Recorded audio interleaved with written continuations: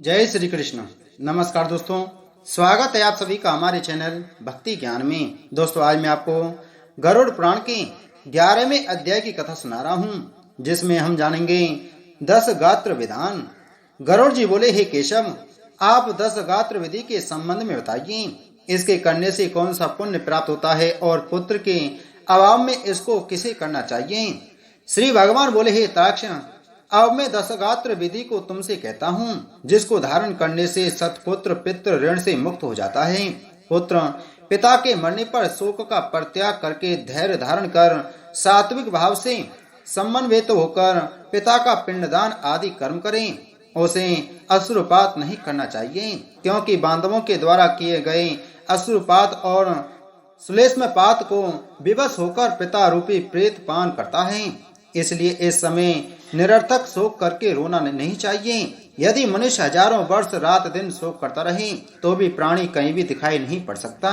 जिसकी उत्पत्ति हुई है उसकी मृत्यु सुनिश्चित है, और जिसकी मृत्यु हुई है उसका जन्म भी निश्चित है। इसलिए बुद्धिमान को इस अवश्यगामी जन्म मृत्यु के विषय में शोक नहीं करना चाहिए। ऐसा कोई देवी अथवा मानवीय उपाय नहीं है जिसके द्वारा मृत्यु को प्राप्त हुआ व्यक्ति पुनः यहाँ वापस आ सके। असम्य भावी भावों का प्रतिकार यदि संभव होता तो नल, राम और युधिष्ठिर महाराज आदि दुख न प्राप्त करते। इस जगत में सदा के लिए किसी का किसी भी व्यक्ति के साथ रहना संभव नहीं है। जब अपने शरीर के साथ भी जीवात्मा का सार्वकालिक संबंध संभव नहीं है तो फिर अन्य जनों के आत्यंतिक सहवास की तो बात ही क्या। जिस प्रकार कोई पथिक छाया का आश्रय लेकर विश्राम करता है और विश्राम करके पुनः चला जाता है, उसी प्रकार प्राणी का संसार में परस्पर मिलन होता है। पुनः प्रारब्ध कर्मों को भोगकर वह अपने गंतव्य को चला जाता है। प्रातः काल जो भोज्य पदार्थ बनाया जाता है वह सायंकाल नष्ट हो जाता है। ऐसे नष्ट होने वाले अन्न के रस से पुष्ट होने वाले शरीर की नित्यता की कथा ही क्या। पितृ मरण से होने वाले दुख के लिए यह पूर्वोक्त विचार औषध स्वरूप है। अतः इसका सम्यक चिंतन करके अज्ञान से होने वाले शोक का परित्याग कर पुत्र को अपने पिता की क्रिया करनी चाहिए। पुत्र के अभाव में पत्नी को और पत्नी के अभाव में सहोदर भाई को तथा सहोदर भाई के अभाव में ब्राह्मण की क्रिया उसके शिष्य को अथवा किसी सपेंडी व्यक्ति को करनी चाहिए। हे गरुण, पुत्रहीन व्यक्ति के मरने पर उसके बड़े अथवा छोटे भाई के पुत्रों या पौत्रों के द्वारा 10 गात्र आदि कार्य कराने चाहिए। एक पिता से उत्पन्न होने वाले भाइयों में यदि एक भी पुत्रवान हो तो उसी पुत्र से सभी भाई पुत्रवान हो जाते हैं। ऐसा मनु जी ने कहा है। यदि एक पुरुष की बहुत सी पत्नियों में कोई एक पुत्रवती हो जाए तो उस एक ही पुत्र से वे सभी पुत्रवती हो जाती हैं। सभी भाई पुत्रहीन हो तो उसका मित्र पिंडदान करें, अथवा सभी के अभाव में पुरोहित को ही क्रिया करनी चाहिए।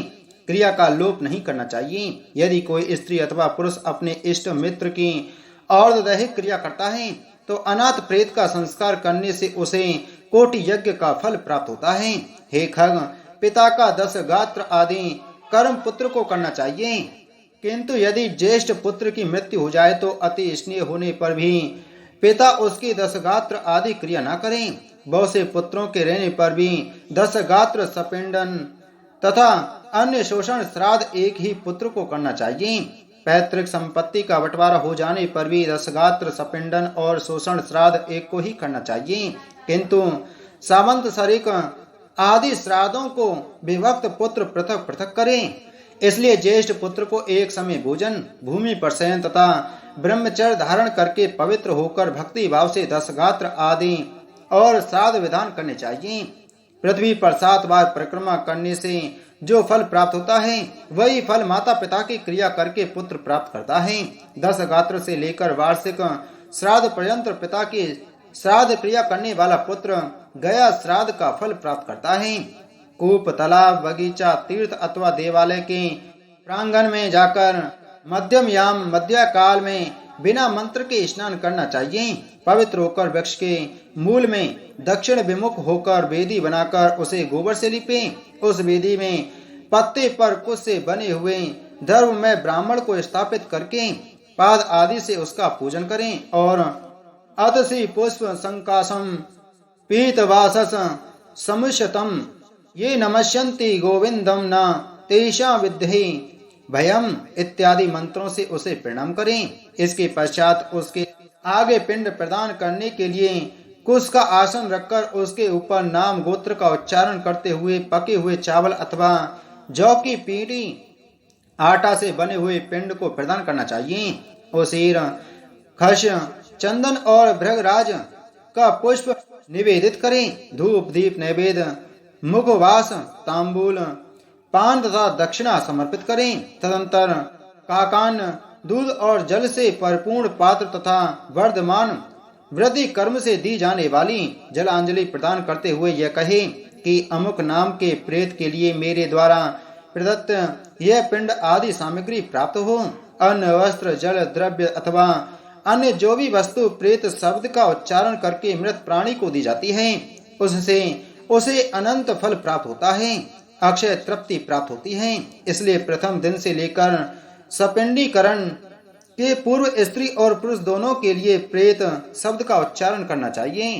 पहले दिन विधि पूर्वक जिस अन्न का पिंड दिया जाता है उसी अन्न से विधि पूर्वक 9 दिन तक पिंड दान करना चाहिए। 9वें दिन सभी सपिंडी जनों को मृत प्राणी के स्वर्ग की कामना से तैलाभ्यंग करना चाहिए और घर के बाहर स्नान करके दूब एवं लावा लेकर स्त्रियों को आगे करके मृत प्राणी के घर जाकर उससे कहे कि दुर्वा के समान आपके कुल की वृद्धि हो तथा लावा के समान आपका कुल विकसित हो।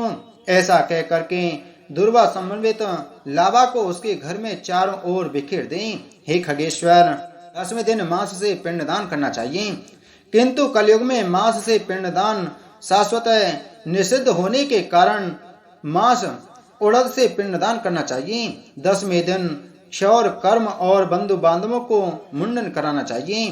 क्रिया करने वाले पुत्र को भी पुनः मुंडन कराना चाहिए। 10 दिन तक एक ब्राह्मण को प्रतिदिन मिष्टान भोजन कराना चाहिए और हाथ जोड़कर भगवान विष्णु का ध्यान करके प्रेत की मुक्ति के लिए इस प्रकार प्रार्थना करनी चाहिए। अतसी के फूल सम्मान कांति वाले पीत वस्त्र धारण करने वाले अच्युत भगवान गोविंद को जो प्रणाम करते हैं उन्हें कोई भय नहीं होता। हे आदि अंत से रहित शंख चक्र और गदा धारण करने वाले अविनाशी तथा कमल के समान नेत्र वाले देव विष्णु, आप प्रेत को मोक्ष प्रदान करने वाले हो।